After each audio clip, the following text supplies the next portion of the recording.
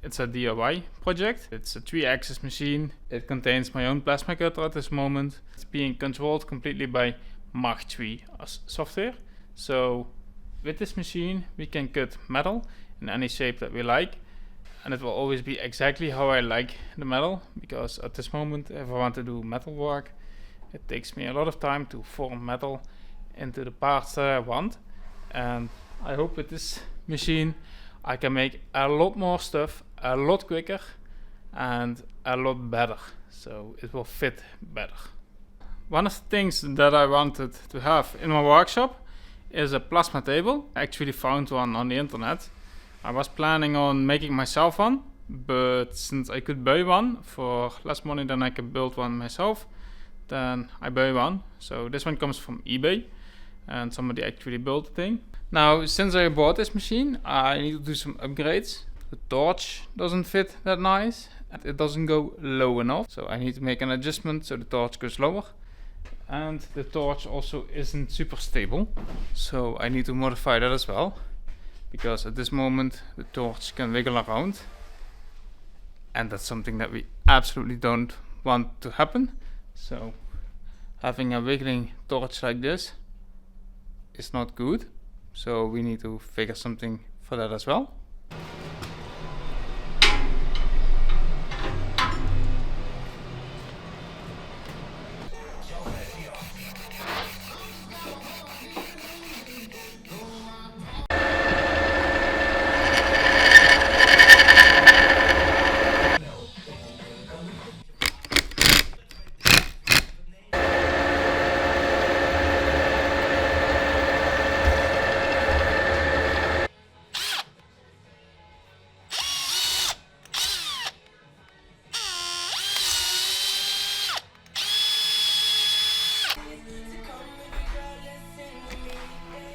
Eenvoudig kiezen, eenvoudig kopen, eenvoudig installeren. gbrit.nl/packs.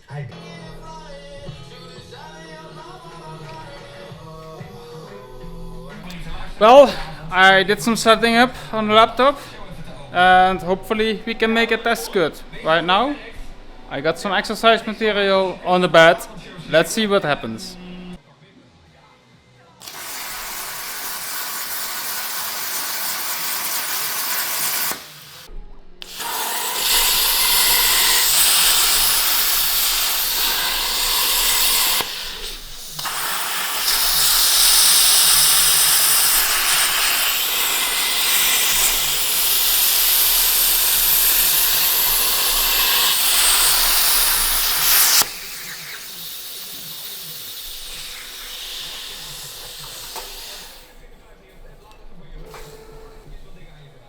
Forklift forks don't reach under it now, but also the plasma cutter doesn't fit under there. I can put it on the ground, but I want this thing to be mobile with the forklift, so that means everything has to stand in it, not on the ground. So we're gonna weld a frame in the middle so we can pick it up properly with the forklift, and then we're gonna make a few shelves for the plasma cutter, maybe for some other stuff. We did have this old metal sitting in the shed, and it was the correct size, so we're gonna cut this up, and with this metal I can make the subframe at the bottom of the plasma cutter. So let's first cut this up, clean it up so we got some clean metal, and then see how we're gonna get it in there to get a proper subframe.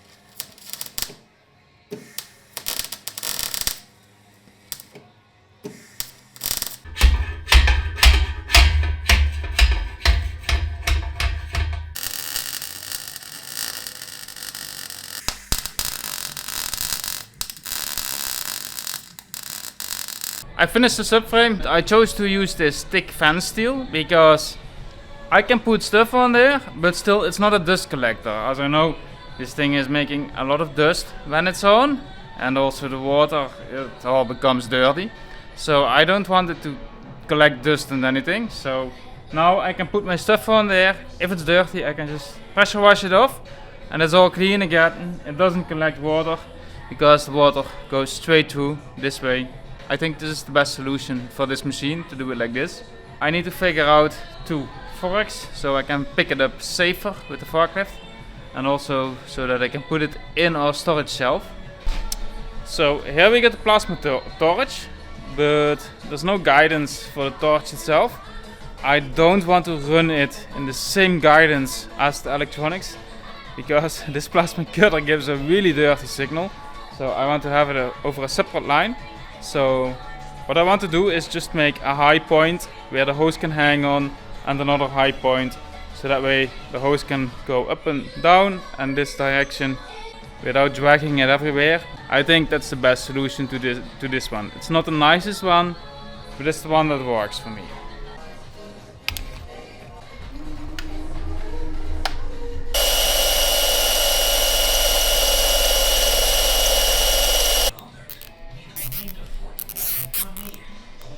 That's working out perfectly. I also worked a little bit on the torch. I figured this clamps it in. Now I need to make some drawings because I can use the machine to build it further. So after I made some drawings, we can cut it out and then we can weld it together. So that way we should get a nice guidance of the cabling. And I also need a nice support for the computer. So I want to have a computer specifically for this plasma cutter only.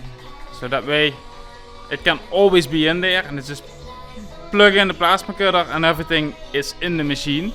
And that's really important to me, as otherwise it gets a hassle to set it up. So I just want this to be a standalone set that I can take out of the shelf and start up and run. So yeah, some drawing has to be done, and then we're gonna cut it and we're gonna improve the machine further. I managed to cut out this part. So I had to make the drawing. I also had to make the cam for it. Then cut it out in the metal and then fold it in the vise. And that all worked. So we got this part. And the idea is it's gonna be right on here.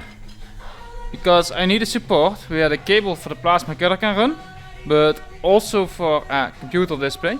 So this needs to be pretty sturdy. So we're gonna make it really decent. That way I hope it's gonna last for a long while. And it just has to be decent for a computer display. Let's see if we get this made.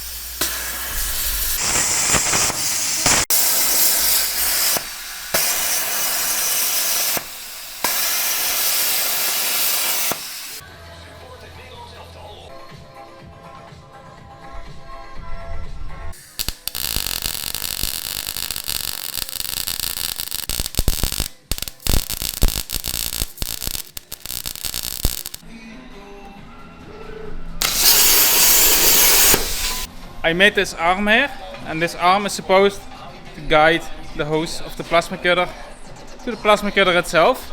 And the reason that I don't put it through the chain is because of EMC issues, because the plasma cutter gives a very rough signal and I don't want that to run with any sensors or motor wires, as that's just guaranteed issues on your motor controller, and I really want to prevent it. So this way I got a complete different routing for my torch, and that should keep us free of a lot of issues. It's not the cleanest way, but it definitely works, and that's what it's about. That's definitely one of the advantages of a plasma cutter. You can make a plate like this really easy, and that's really nice. I know that you can buy lots of mounts in the shops, but I prefer something more decent that I can attach onto the plasma cutter itself. And yeah, there's gonna be a 24-inch display on there, because this is a display of quality B. It means it's damaged, but for a plasma cutter, who cares about it? It was quite cheap. So now I need to figure out how the rest of the mount is gonna have to look, because I want to have the display sit here and swing out to that side. That way I can control my plasma cutter basically from this corner here, and that's the corner where I want to work from.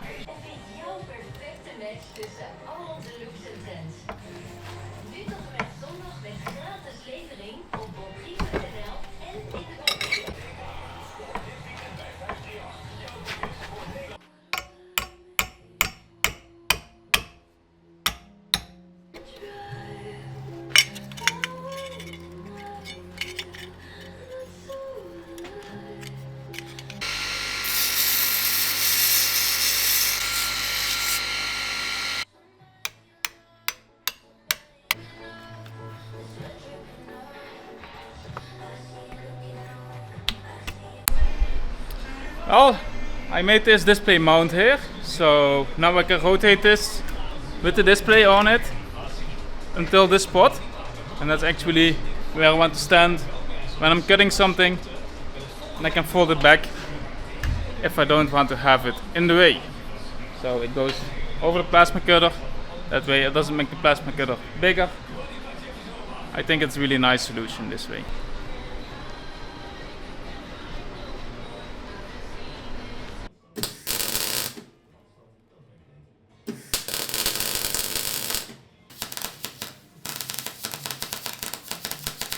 I made these two tubes so we can put them under the plasma cutter. That way we have a stable pickup point for the forklift, and this will also be the new feet for the plasma cutter, so the complete table will stand on them. The machine has really nice feet on there. The issue is that I cannot position the feet into our shelf, so I need these tubes to make that fit in our shelf.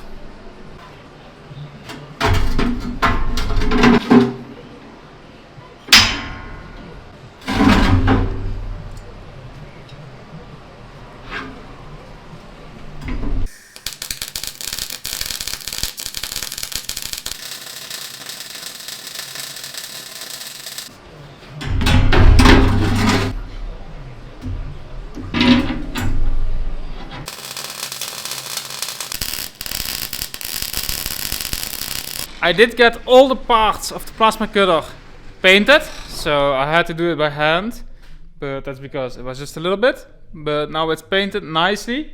Now it's time to mount everything back on the machine, so it's finally operational then, and I can start using it like I want to. And I'm really looking forward to that, as I got a lot in mind which I want to make.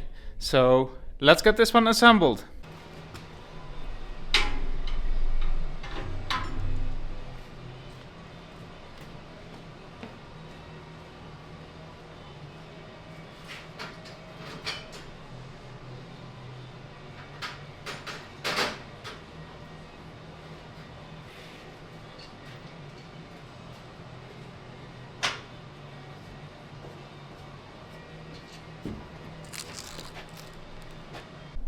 I got everything assembled now, so we got a nice computer here on the plasma cutter. So I hope this is gonna allow me to do some quick cuttings when I need to, and I hope it's gonna save me a lot of time fabricating all these weird shapes that I like to make, because now I make everything square, because cutting square is easy. But with a CNC machine you can design stuff a lot better. So let's see how that's gonna work out in the future. If you enjoyed this video, then don't forget to like, share and subscribe, so you get a notification when the next video comes online. Thank you for watching.